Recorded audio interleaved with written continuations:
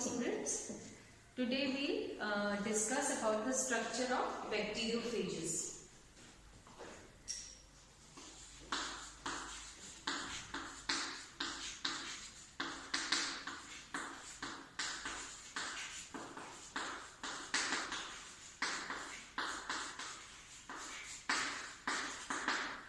So, as you know, we studied in the last class that bacteriophages are of three types: T-even, T-odd and T5.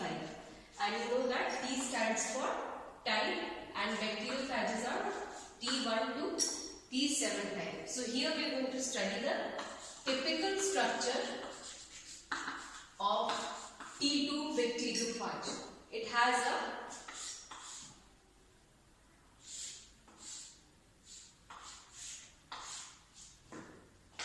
prismatic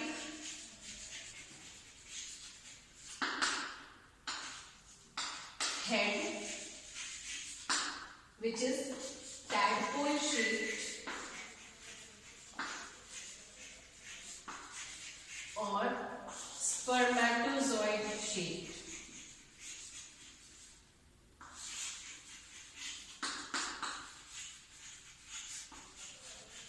Okay, so it is a prismatic angular head and a tail.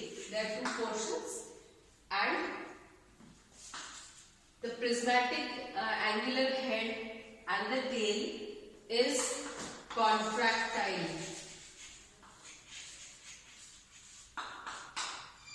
So overall the appearance is like a tadpole shaped or spermatozoid shaped structure. Now the size of this head is 950 angstroms in length and 650 angstroms in breadth. Then this is the head. And the tail is, between the head and the tail there is a collar, and then it is the tail portion. So between the head and the tail, again you will find that the tail is 950 angstroms in length. So the tail and the head are equal in length, 950, 950. The breadth of the head is 615 angstrom and the breadth of the tail is 80 angstroms. So these are the two portions. Now inside the head is made up of protein. So this is the protein coat. And DNA, the nucleic acid, is double-stranded DNA. Nucleic acid is double-stranded DNA. So it is present inside the protein coat. The protein coat is made up of proteins. Capsid, it is known as capsid. It is made up of capsomeres. And then inside the nucleic acid is present, which is double-stranded DNA. So all the bacteriophages have got DNA which may be double-stranded or single-stranded, with the exception of one coliphage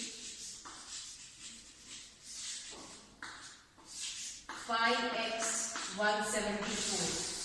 जितने भी बैक्टीरियोफाजेस हैं सब में DNA present है except for कोलीफाज 5X174 जिसमें DNA नहीं RNA होता है, बाकी सब में DNA होता है. तो पहला पोर्शन ये हो गया हेड का, फिर हो गया टेल का. टेल के एंड पर ये भी पता चल गया 650 एंगस्ट्रॉम्स की विड्थ है हेड की और टेल की विड्थ है 80 एंगस्ट्रॉम्स. टेल के एंड पर एक hexagonal end plate tail plate यहाँ पर प्रेजेंट होता है। ये है टेल प्लेट और एंड प्लेट। ये हेक्सागोनल होता है, षटकोणीय होता है और इसकी जो थिकनेस है वो 200 एंगस्ट्रॉम्स होती है।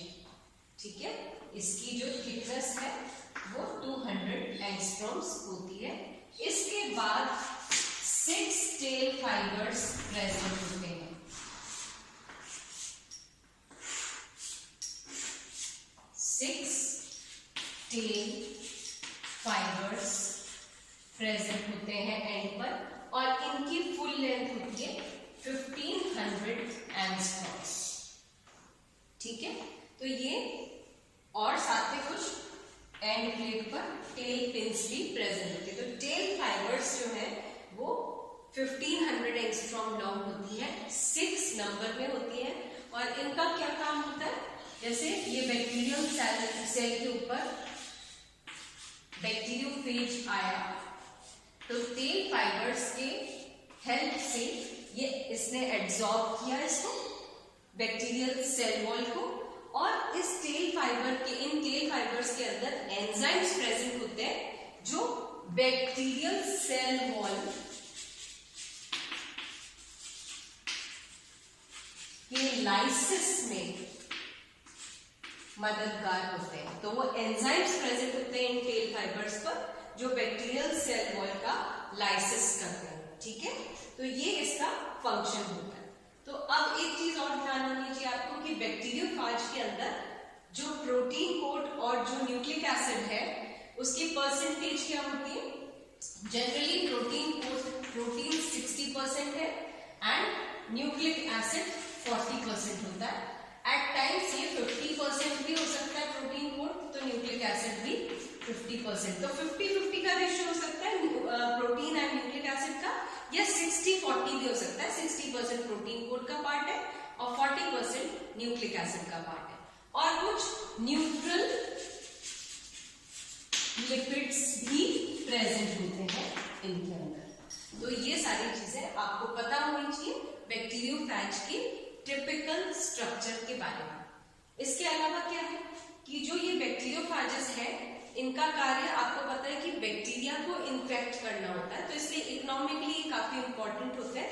जितने भी बैक्टीरियल डिजीजेस हैं, फॉर एग्जांपल आप ले सकते हैं कॉलेरा है